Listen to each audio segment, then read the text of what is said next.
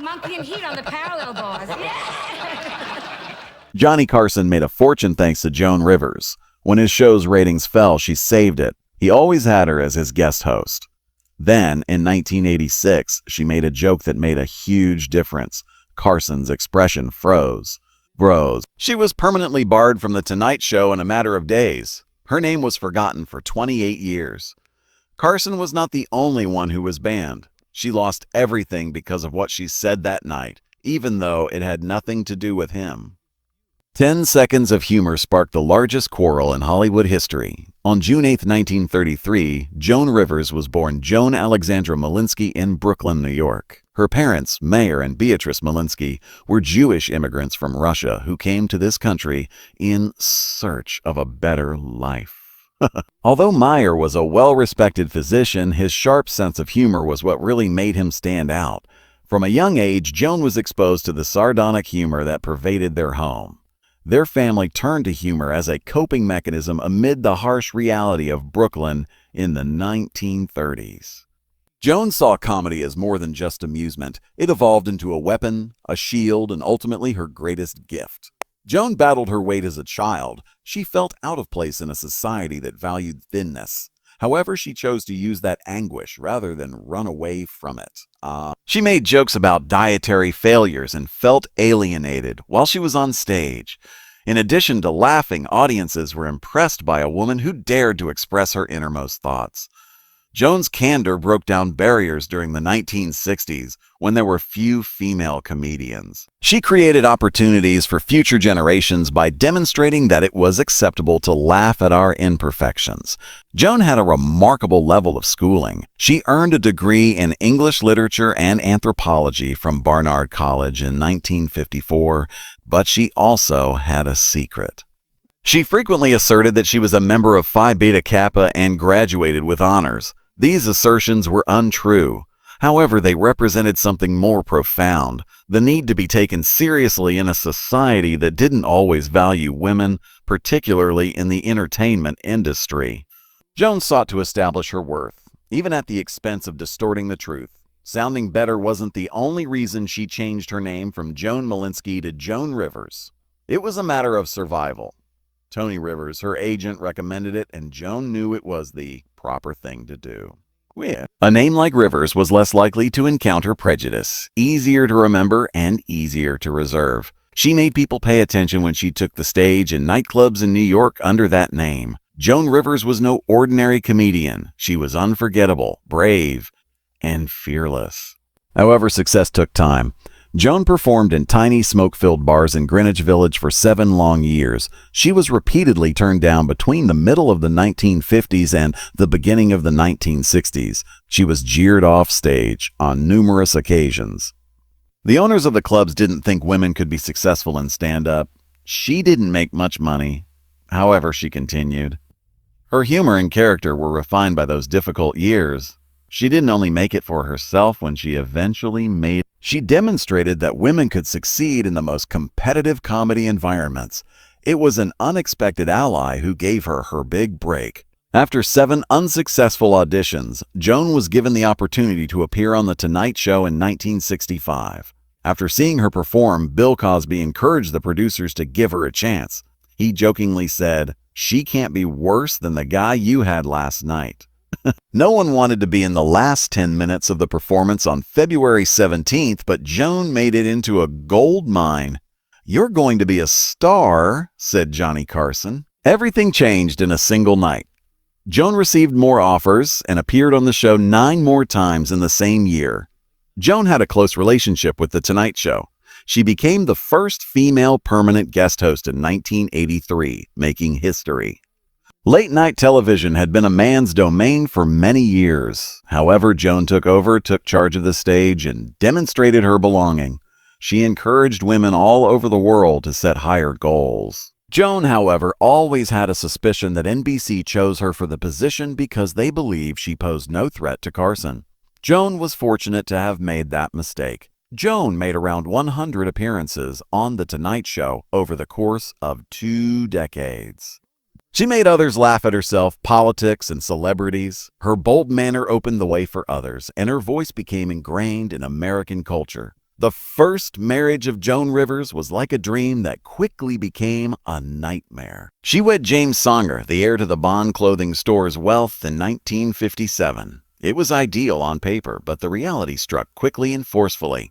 Sanger had concealed something important. He had no desire to have children. This secret felt like a profound betrayal to Joan, who had long aspired to become a mother. The couple was married for only 6 months. By 1958, it had been canceled. It lasted 6 months longer than it should have. Joan laughed later. She was not broken by that brief marriage. It forced her to make a fresh start. She returned home, examined her life critically, and made the decision to pursue a new endeavor. Her life was irrevocably altered by that choice, which led her into comedy and performing. Joan married Edgar Rosenberg in 1965. They appeared to be the ideal creative duo to the general public. However, Joan spoke candidly about topics that most people would have avoided discussing in private. She acknowledged having affairs while married in a 2012 interview with Howard Stern. In the 1960s, shortly after their appearance on The Tonight Show together, she talked of having a one-night stand with Robert Mitchum. She claimed to have had a passionate romance with Gabriel Dell in 1971 while doing Fun City on Broadway. She spent a few weeks away from Edgar because it was so serious. She even made a joke about having affairs with John F. Kennedy and Johnny Carson, but no one realized how accurate it was. People were taken aback. Her candor exposed the complexity of her private life and destroyed the perception of the devoted wife. Joan, who was always the comedian, even made her personal life a part of her performance. However, Joan's transformation began long before she became famous. She developed an alter personality when she was just 8 years old. Her name was J. Meredith Sandra. It was more than a game. She felt inferior as a Brooklyn kid growing up as Joan Malinsky. To her elder sister, her mother's critical remarks about her appearance were painful. Joan used Sandra Meredith as a means of escape. She wanted to be all that this new version of herself was. Gorgeous, self-assured, and gifted. Whether it was through comedy, surgery, or ambition, that early invention demonstrated how Joan would spend her life changing her appearance. She was driven to the top by her yearning for acceptance and love. Joan occasionally lied out of the same urge. She frequently asserted that she was a member of Phi Beta Kappa and received a summa cum laude degree from Barnard College. Neither was accurate. She never belonged to Phi Beta Kappa, and while she did graduate, it was without honors. She also related a crazy story about kissing Barbra Streisand in the Driftwood play. However, biographers noted that they weren't even on stage simultaneously.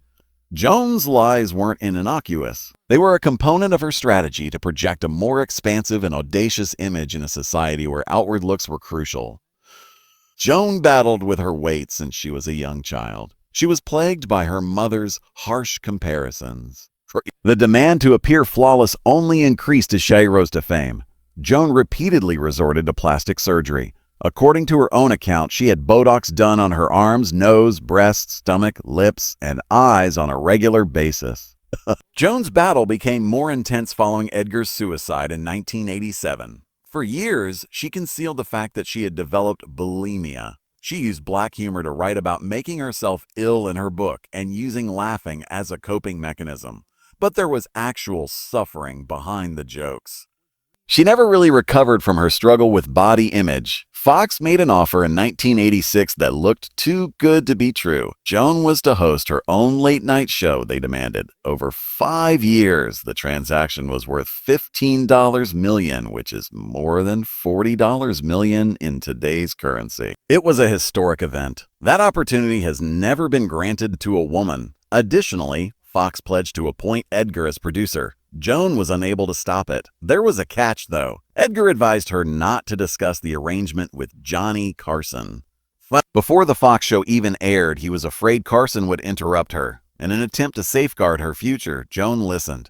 However, the strategy failed. When the press broke the news to Carson, he felt deceived. He didn't talk to her again. Joan was barred from The Tonight Show for almost 30 years after their friendship ended. The Fox acquisition had been done behind closed doors. Joan was afraid. She had some doubts about Fox. And before the agreement was final, she didn't want to enrage Carson. She felt stuck because she had already been passed over for Carson's position by NBC. Carson refused to answer her phone when she eventually tried to reach him. It was already too late when the news was announced. The damage was already done. The corporate shift wasn't the only thing that infuriated Carson. Joan thought it went farther. She believed that because Carson had found her, he felt entitled to her. He was unable to believe she had the audacity to abandon him, particularly as a woman. Joan was excluded, but the male comics who departed were given his blessing. The conflict turned into a legend. She lost the A-list guests she considered pals. The telephones ceased to ring. They rolled up and dragged away the crimson carpets. Everyone was aware of the reason. As the king of late-night television, Carson made it plain that anyone who dared to appear on Rivers' show would never be allowed back on The Tonight Show. This was more than just a danger. It was an order. Hollywood also complied. Rivers stared in disbelief as though she trusted abandon her out of fear or allegiance. Although there was much hype when the concert debuted, the sabotage was painfully evident due to the vacant seats where celebrities were supposed to be. There was more harm to come. Her show was completely rejected by several Fox affiliates. Not even NBC owned these local stations. However, Carson's hold was so strong that they were afraid of what would happen if they broke it.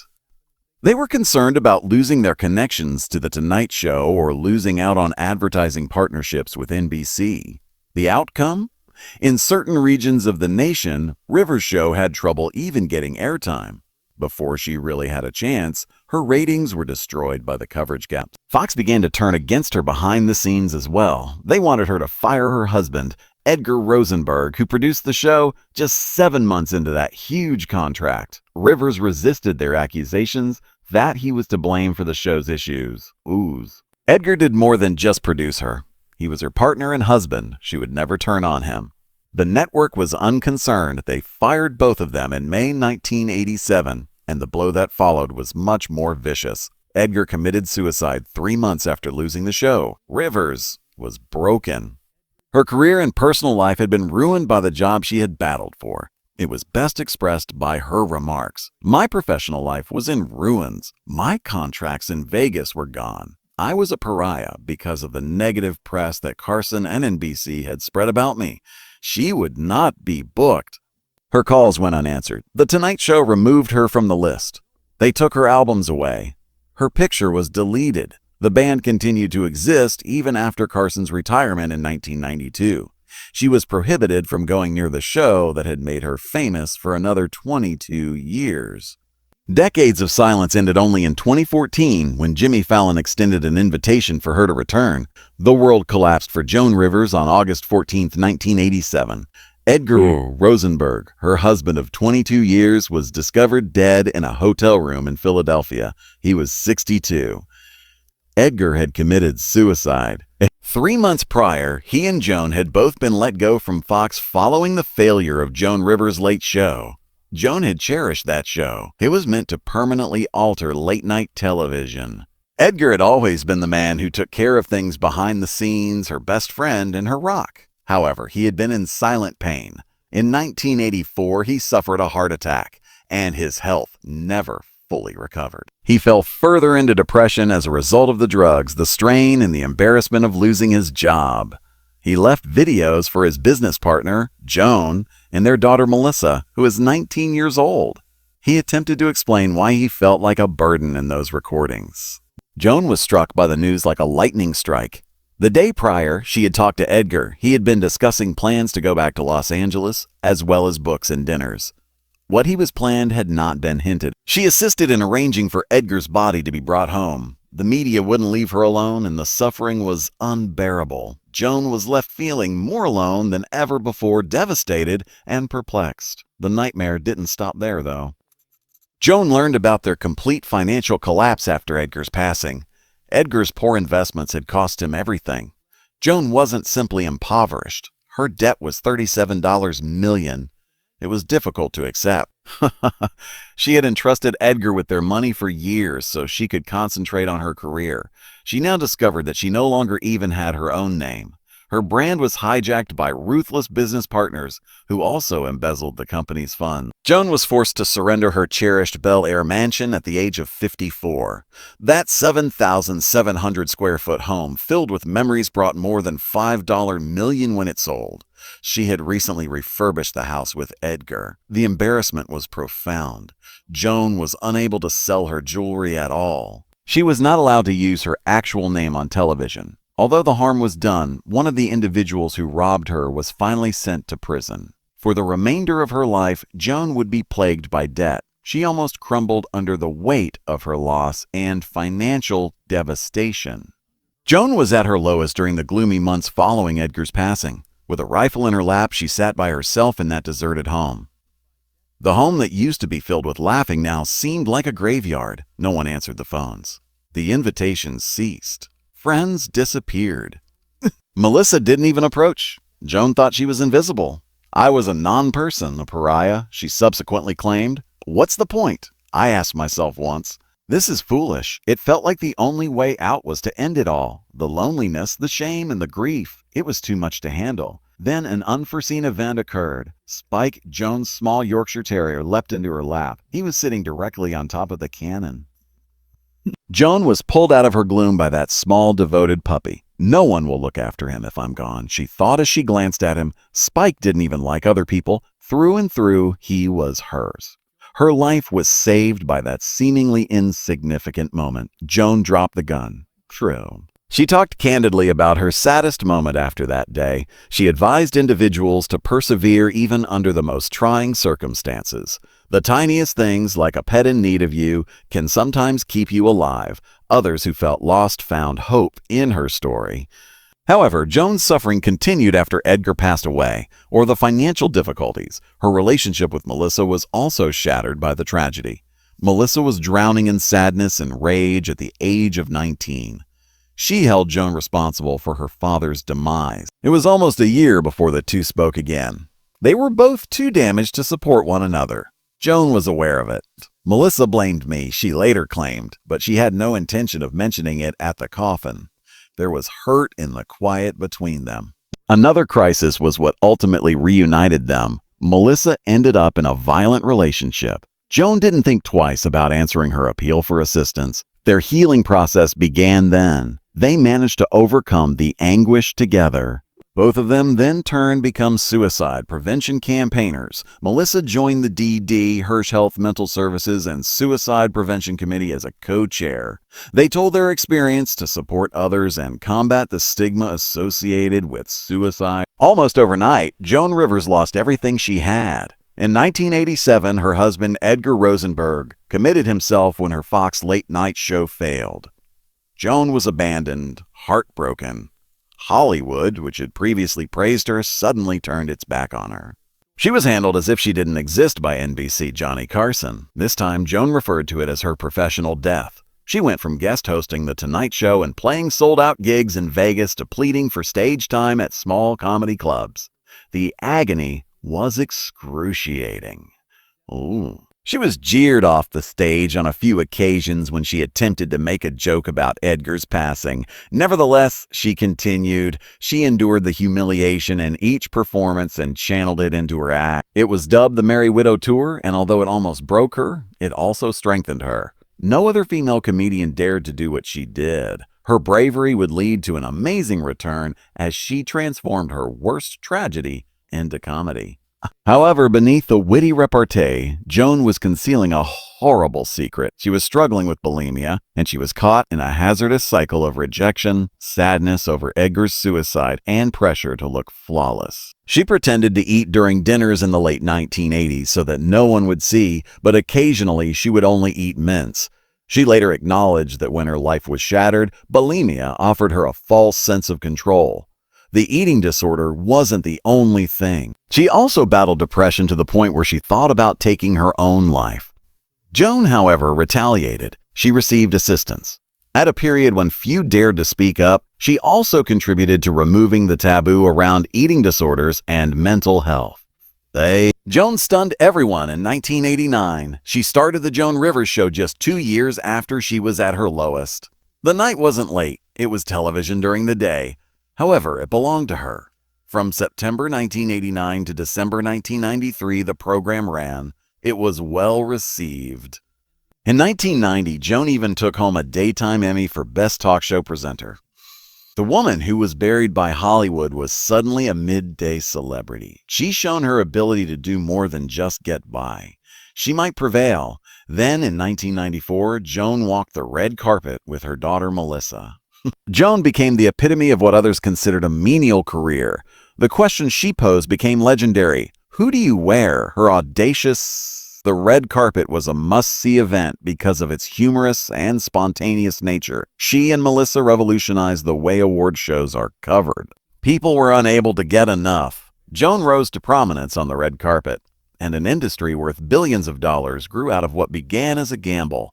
Joan wasn't finished either. She debuted the Joan Rivers Classics collection on QVC in 1990. Many believed it to be merely another side business for celebrities. They were mistaken. Her jewelry company sold more than $1 billion over the course of 24 years. Joan's pre-tax income was approximately $250 million.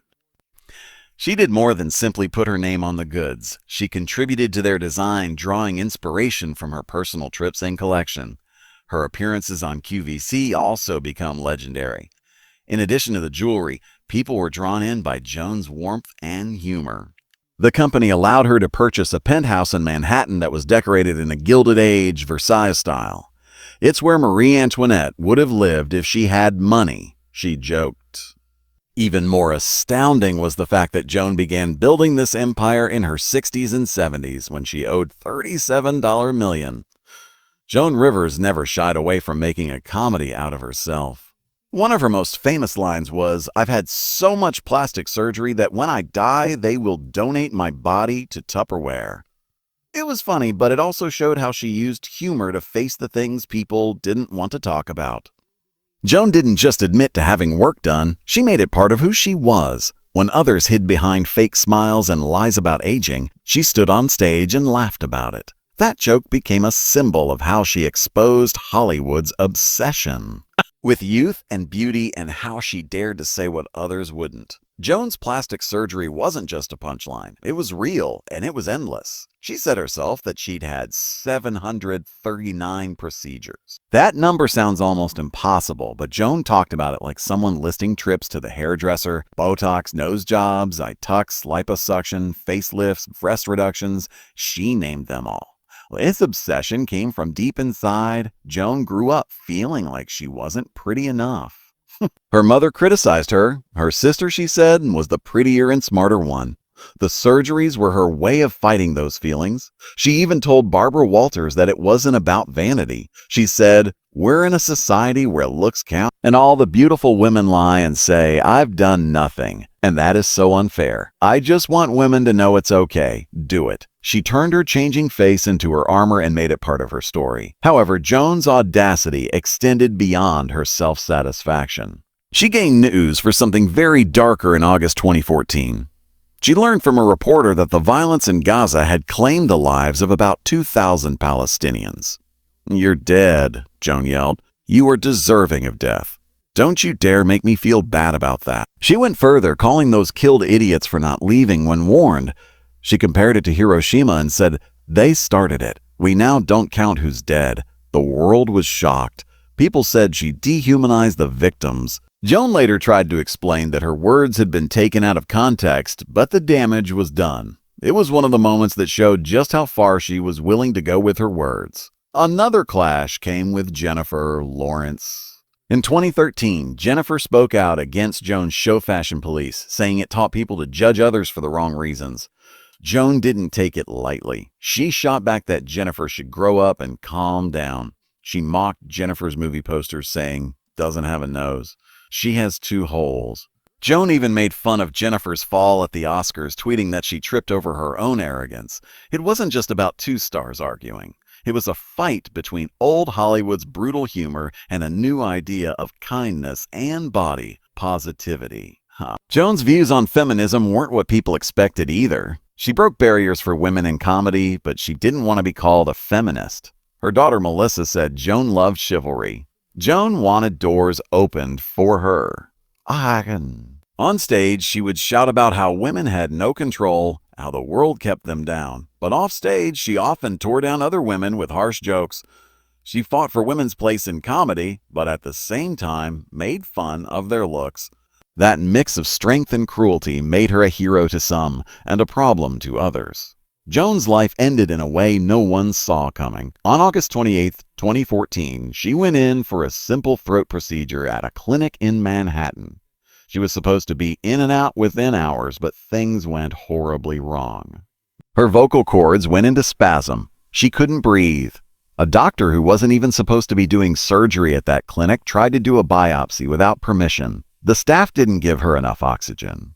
They gave her propofol, the same drug that killed Michael Jackson.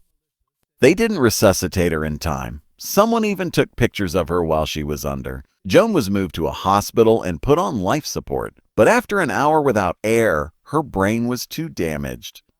She died on September 4th, 2014. She was 81. The tragedy led to a lawsuit and a settlement, and it made the whole country look harder at how safe these clinics really were. After all the years Joan spent as an outsider in Hollywood, her death brought something different. The tributes poured in. Joan Rivers was a top trend. Ellen DeGeneres called her a pioneer. Bette Midler said she was one of the bravest. Kathy Griffin called her a legend and a mentor. Even Donald Trump and Louis C.K. spoke of her energy and talent. More than 1,500 people came to her funeral. Treaty. Broadway tunes played, bagpipes filled the air, and the New York City Gay Men's Chorus sang. It was loud, bold, and full of showbiz, just like Joan would have wanted. In the end, the world didn't just remember her for the sharp tongue or the surgeries. They remembered her as someone who, love her or hate her, had changed the game.